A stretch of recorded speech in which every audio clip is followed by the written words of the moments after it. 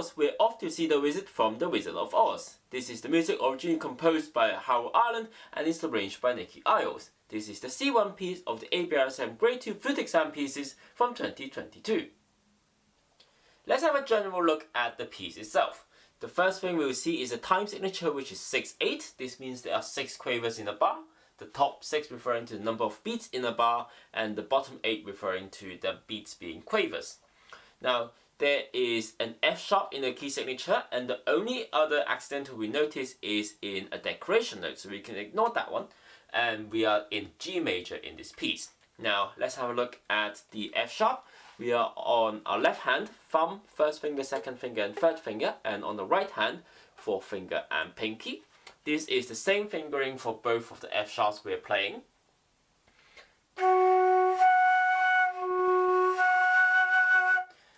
Now we also have the C sharp as a decoration note, as we just said. So the C sharp is just your pinky on your right hand, and making sure that we don't drop our flute because we're not playing anything on the left hand.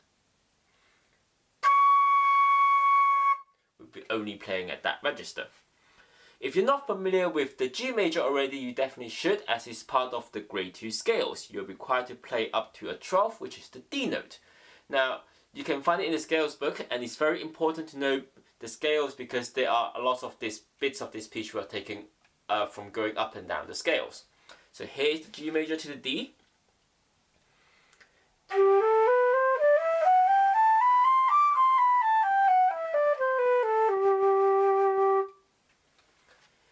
The indicated speed here is dotted crotches equals 104 beats per minute.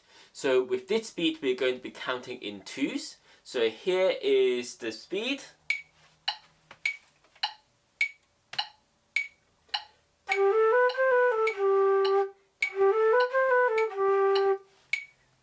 While you are practicing, you may want to be counting in 6.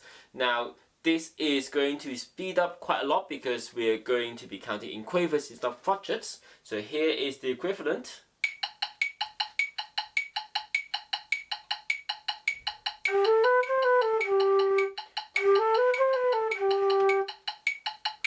You can tell it's not quite feasible to count that quickly in your mind while you're playing the rest of the piece. So counting in 2s is the way to go when we're performing and ending the exam. The instruction of play here is with a sense of purpose. So what we're going to be doing is going to playing it rhythmically by emphasizing each beat and making sure that your notes are strong and you're playing to the good dynamics as well.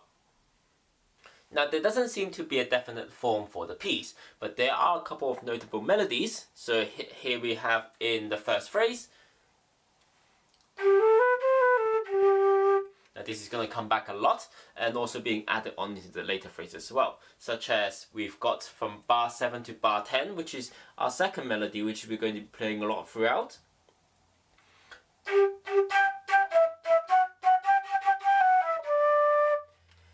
And then from bar 11 to bar 14, we've got the second bit, the second melody, which we're going to be playing a lot.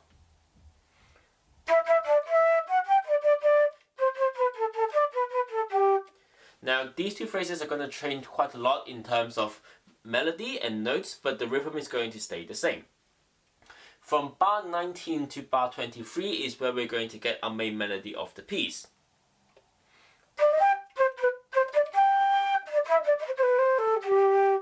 It's mix and match a bit of the rhythms from the first two phrases we've talked about. And then the rest of the piece is essentially the same, including the ending, which is just a modified version of the phrase that we've talked about. Now, the rhythm of this piece isn't too difficult, and it can be counted fairly easily if you're counting in quavers. Now, however, due to the speed we are going, it can be difficult to count that fast in quavers. So as I said before, we want to practice slower when we're practicing, so maybe about 70 beats per minute doing the quavers. So 1, 2, 3, 4, 5, 6, 1, 2, 3, 4, 5, 6, instead of the 104 that we're going at, which I can't even speak that fast. I'm not even pretending to be a rapper. Now, once we get the rhythm right, then we can gradually speed up to count in 2s, and this will help us to go faster while making sure that we've got the rhythm right, but we're just making sure our fingers and our breathing can catch up. At the start of the piece, we see an upbeat quaver, and then we see a black line with a number 2 written on top. Now this means that we have a 2-bar rest after the quaver beat. What we're going to do is we're going to listen to the piano accompaniment, and then after we'll come in, after we hear the piano accompaniment. So here's the piano accompaniment. So you hear that little octave jump, ba bum, and then the piano's going to have 2 quaver rest, and then we're going to come in at the start of the piece. Now what we need to do here before we start the piece is do a little up and down motion. What's that going to do is that's going to signify the pianist that we're ready to play with them. So here is a demo of coming in with the piano.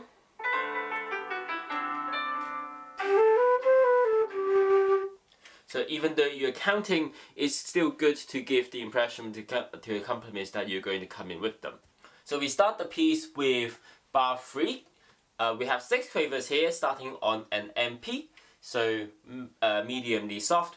We are slurring 3 quavers, and then tonguing the note on bar 4, which is a tied G dotted crotchet to a quaver. So that makes this a 4 quaver length note. Make sure you do the 2 quaver rest at the end of bar 4 as well. So here's a demo of bar 3 to 4. Bar 5 to 6 is exactly the same as bar 3 and 4. And come in bar 7 with a new melody. Now this is going to sound like a dotted rhythm because we are doing crotchet, quaver, crotchet, quaver. So in metronome terms, we're doing 1, 2, 3, 4, 5, 6, 1, 2, 3, 4, 5, 6, 1, 2, 3, 4, 5, 6. There are a couple of things to note here. First thing is that on the start of each beat, on the crotchets we have a staccato. Now this means we are playing the crotchets slightly shorter. On bar 8 we have a crescendo from MP where we were onto MF onto bar 9. On bar 9 we have a line on top of the first G, which is a tenuo, which means we're playing the full length, essentially telling us not to do a staccato on that G note. The rhythm in bar 9 to 10 is exactly the same as bar 3 to 4. So here's just a demo from bar 7 to 10 with the metronome.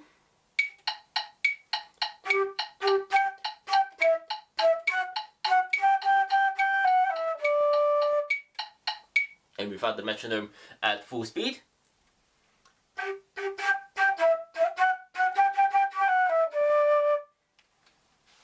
Bar 11 to 18 is very similar to what we have to bar 3 to 10.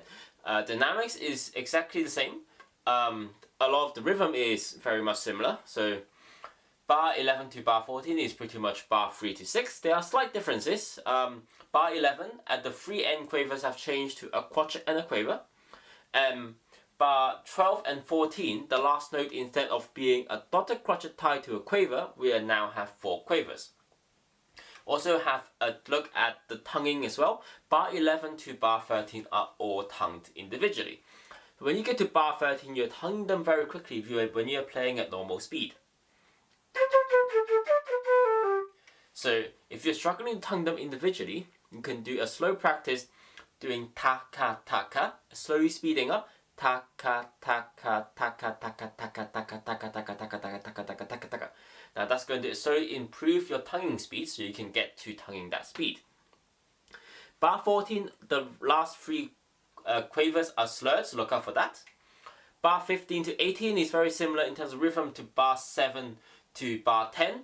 The 7 to 8 is exactly the same as bar 15 to 16, including the dynamics. Bar 18, we have ending in a crotchet D instead of a dotted crotchet tied to a quaver instead. And we also have the upbeat to bar 19 as well. So here is bar 11 to 18.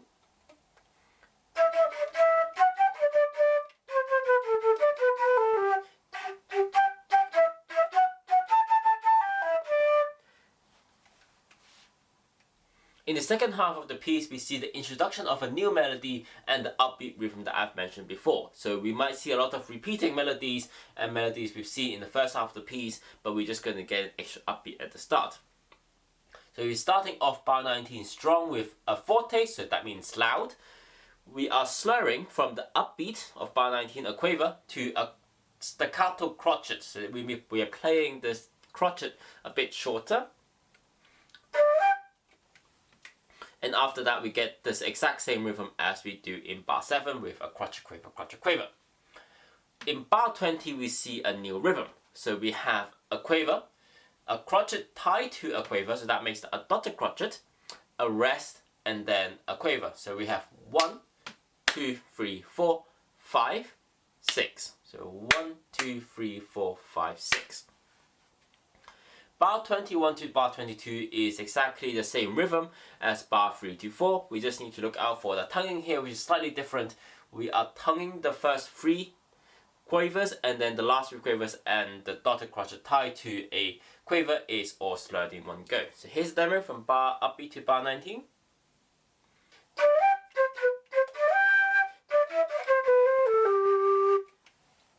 So from bar 23 onwards, we're going to get a mismatch of rhythms and melodies that we've heard of in the first half of the piece.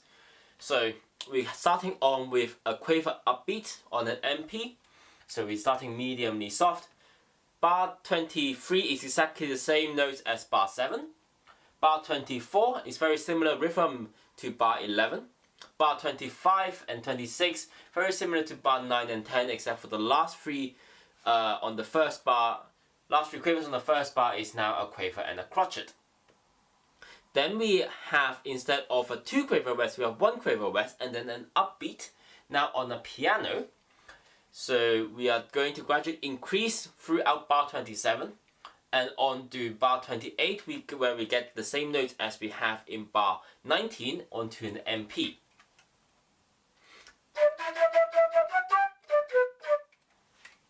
Now the rhythm in bar 29 and 30 essentially is the same as what we have in bar 24 and bar 23. We just have different notes, and we're kind of doing a scale downwards past halfway upbeat to bar 30.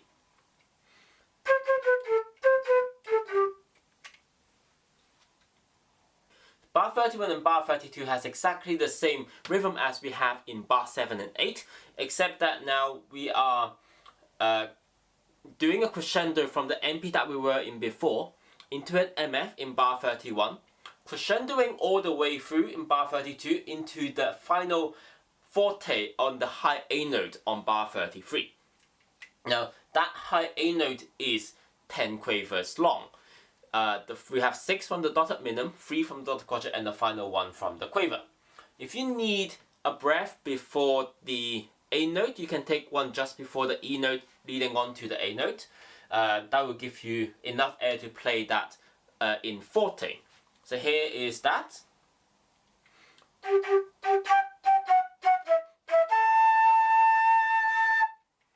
And while we're doing that long A note, listen to what the piano is doing. Bum, bum. Once you hear that octave jump, then that's the cue for us to come in on bar 35, or the upbeat to bar 35. Now here's the demo coming in with that.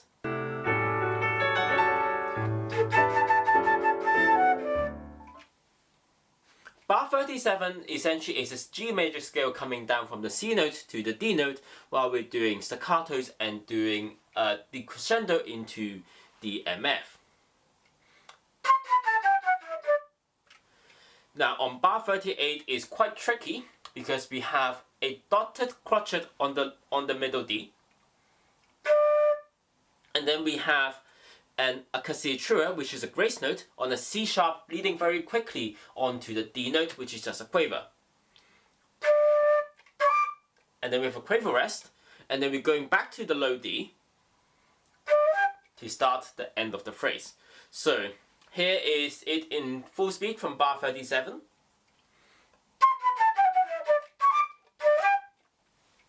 What's also confusing is that the piano is going to also do their grace note, but they're doing it 1 quaver ahead of us. So listen to the piano accompaniment. We're actually not playing the grace note with the piano, we're playing it after the piano. So here is me playing with the piano.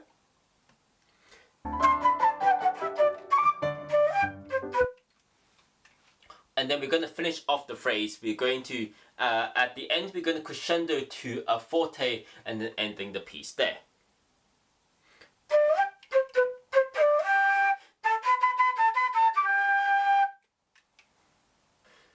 that was the tutorial of the C1 piece We're Off to See the Wizard from The Wizard of Oz as arranged by Nikki Iles. This piece is very fun to play and it's very catchy, especially if you look up The Wizard of Oz movie. It's even more catchier there where you see Dorothy and the Tin Man and the Lion dancing.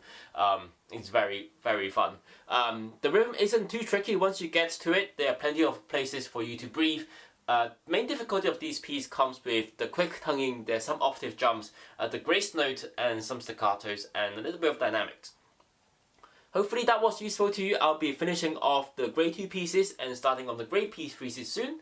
Give a like and subscribe if you like what I did here. Put a comment down below if you want me to go for anything specific or you want to share your own tips and tricks with other listeners. And I'll see you next time in the next video of Master of None. Bye!